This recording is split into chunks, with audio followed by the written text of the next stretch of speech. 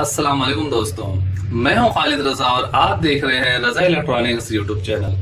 दोस्तों यहाँ पे हमारे पास इंस्टेंट गीजर है और इसमें ये मसला है कि ये ऑन नहीं हो रहा है। जब इसे हम ऑन कर रहे हैं तो अंदर से टिक टिक की आवाज आ रही है। यहाँ पे हमें बजाते स्पार्किंग नजर आ रही है, फिर भी ये जो है गीजर ऑन नहीं हो रही है। यहाँ पे हमने पानी का प्रेशर भी चेक किया, पानी का प्रेशर भी सही है, गैस का प्रेशर भी सही है।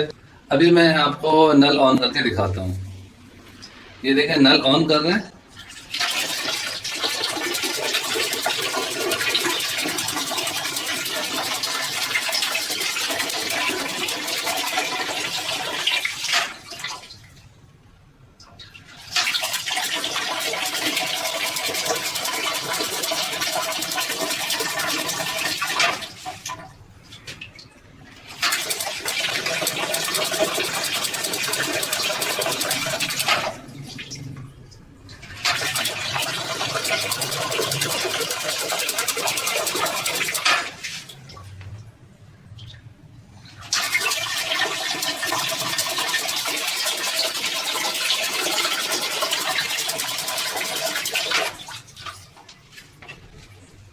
दोस्तों अभी आपने देखा है कि जब जब नल को हम ऑन कर रहे हैं तो हमारा ये गीजर तो ऑन हो रहा है, लेकिन अंदर का बर्नर ऑन नहीं हो रहा। बजाते यहाँ से स्पार्किंग भी हमें देखने को मिल रही है, फिर भी इसका जो है चूल्हा नहीं जल रहा है। और हमने इससे पहले गैस के प्रेशर वगैरह को चेक कर लिया है, पानी के प्रेशर को चेक कर लिया, हर चीज ओके है।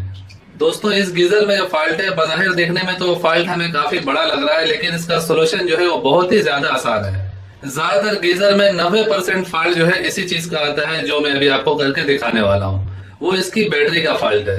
दोस्तों ये समुद्र साइड का इलाका है और दूसरी जगहों से यहाँ नमी ज्यादा होती है, इसी वजह से यहाँ की जो लोहे की चीजें हैं वो जल्दी जंग लग जाती हैं। यहाँ पर मैं आपको अभी इसकी बैटरी को खोल के चेक कराने जा रहा हूँ।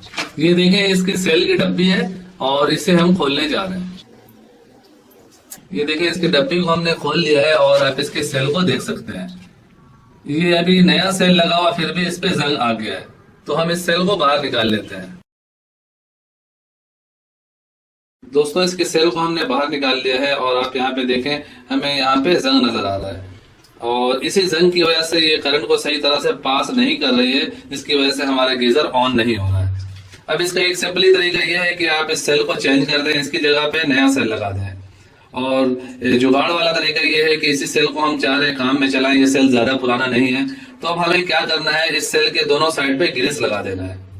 जो बेरिंग वगैरह पे जो ग्रीस लगाई जाती है, वही ग्रीस हम इस सेल के दोनों साइड पे लगा देंगे और लगाने के बाद इंशाल्लाह हमारा ये गीजर ऑन हो जाएगा। इस जंग को हम किसी चीज से साफ करेंगे और उसके बाद इसमें ग्रीस लगा देंगे और फिर इसे ऑन करके चेक करेंगे।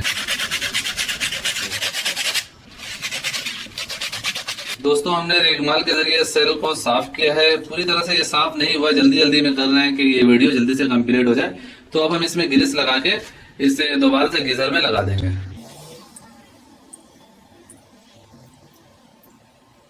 सेल के दोनों साइड पे हमें थोड़ा थोड़ा ग्रीस लगाना होता है और उसके बाद हम इसे गीजर में फिट कर देंगे।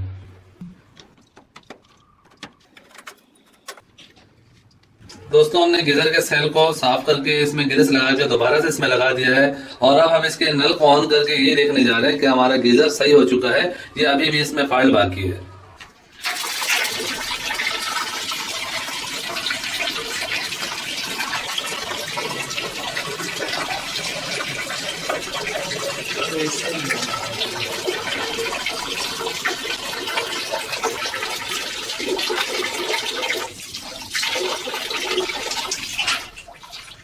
इससे पहले हम इसे ऑन कर रहे थे, इसका जो बर्नर है ऑन नहीं हो रहा था और अभी आपने देखा है कि जब हम इसे ऑन कर रहे हैं, जैसे ही नल का ऑन कर रहे हैं वैसे हमारा ये गीजर भी ऑन हो जा रहा है और इसका टेम्परेचर भी बढ़ना शुरू हो जा रहा है। दोस्तों इस गीजर का फॉल्ट जो था वो सेल का था। सेल के पॉइंट में जंग आ जाने की वजह से वो सही तरह से करंट आगे पास नहीं हो रही थी, जिसकी वजह से हमारा गीजर पूरी तरह से ऑन नहीं हो रहा था।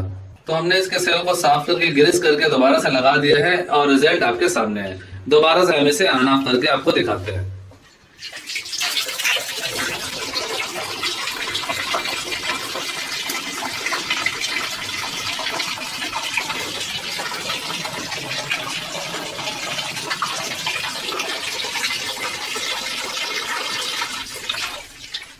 दोस्तों इससे पहले भी एक वीडियो में मैंने आप लोगों से ये डिस्कस किया था कि जब भी इंस्टेंट गीजर खराब हो सबसे पहले उसके सेल को चेक करें। 100 में से 90% जो मसला आता है वो इसके सेल का आता है। कभी सेल का बॉक्स खराब हो जाता है, कभी सेल की तार खराब हो जाती है, इसी तरह का ये ज्यादातर मसला देखने को मिलता है।